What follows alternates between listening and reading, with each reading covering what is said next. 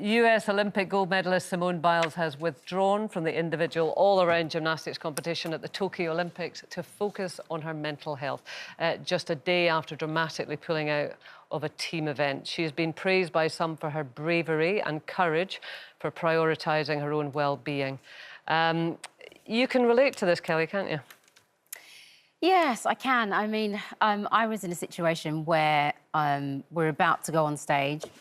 We'd sold out Wembley Arena. Thousands of people had, bought their tickets. And I got a phone call from a family member. And it was a really difficult phone call that I received. And one of my family members was in a critical situation. And they said, we can take you from a car, put you in a car now and go, and we'll apologise to the audience. Or do you want to go on? Now, I wasn't in any way... I did feel the pressure. I'm not going to lie. I did feel pressure because, you've got 15,000 or whatever thousand people out there who have bought a ticket and are waiting to see you. But at the same time, I looked at I asked myself the question, which is kind of, obviously I don't know the ins and outs of Simone's situation, but she looked like, to me, when I watched it, that she took the decision herself. It was an independent choice where she was like, no, I know I need to step down. This isn't my moment. I need to deal with myself and step away from this situation. And in my situation, I looked at where I was. I knew what had happened with the phone call, but I made the decision to go on anyway. I knew, my band members weren't putting me under any pressure to carry on, but I made that independent decision to say, I'm going to do this. And I went out, I put my face on, put the costume on, did what I needed to do. After I finished, I was in complete bits and was taken in the car and went away, and we did cancel shows, moving forward.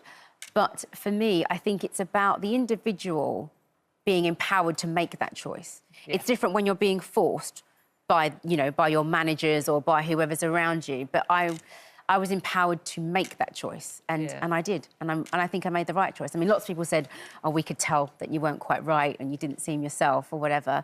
But the majority of people came and enjoyed the concert, and for me, that was what was important at that time. Yeah, I mean, that's where personal choice, going back to our other conversation, is absolutely supreme, isn't it? And for Simone Biles, obviously, it was the correct choice for her. And almost like the conversation finishes after that point, doesn't it? And everyone just has to say, right, OK, you are a highly experienced athlete who has made that decision for whatever reasons. And you absolutely have to be supported. Exactly. It's all, I think it is... Self-love is very important. And if you're part of a team, she's part of a team there. If she's not focused and takes her eye off the ball or something, then somebody's going to be coming back for her in that, well, you should have done this, or you should have... and I think it's more about her just doing what is right for herself and giving herself time so that she can perform to the best of her ability. It's an interesting thing, though, Janet, isn't it, that's happening with sport? Because we've had a number of instances in recent times where, top sports people have stepped back or made comments about mental health. And so you're seeing another kind of conversation, like, is sport putting these people under too much pressure?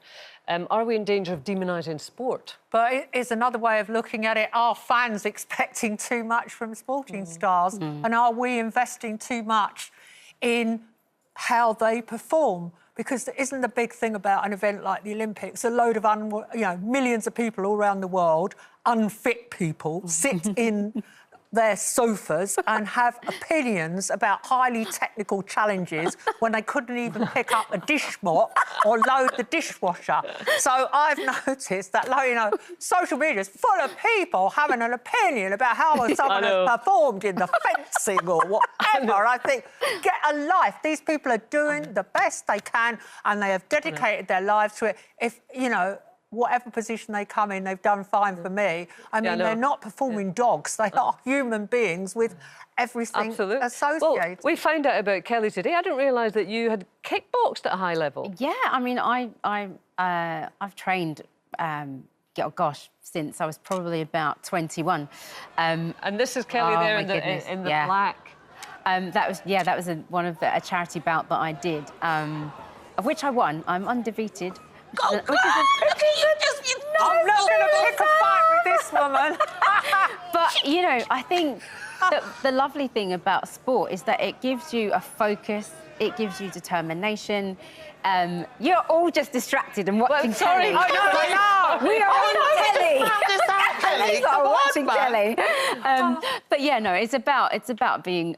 It gave me dedication and focus, and it's something that's carried me through my I whole life. boxed for 2 years, and the reason was I was running a TV channel that was all going wrong, and there was one man who drove me mad. So I immediately signed up for the gym, put his face on the punch bag, and spent 2 years punching it, and I felt fantastic. It's great exercise. It's a great workout. The boxercise. Yeah, sure it is. certainly gets rid of all your negative impulses. If I find a cardboard cutout of my face in Janet's dressing room, I'll know what's going on.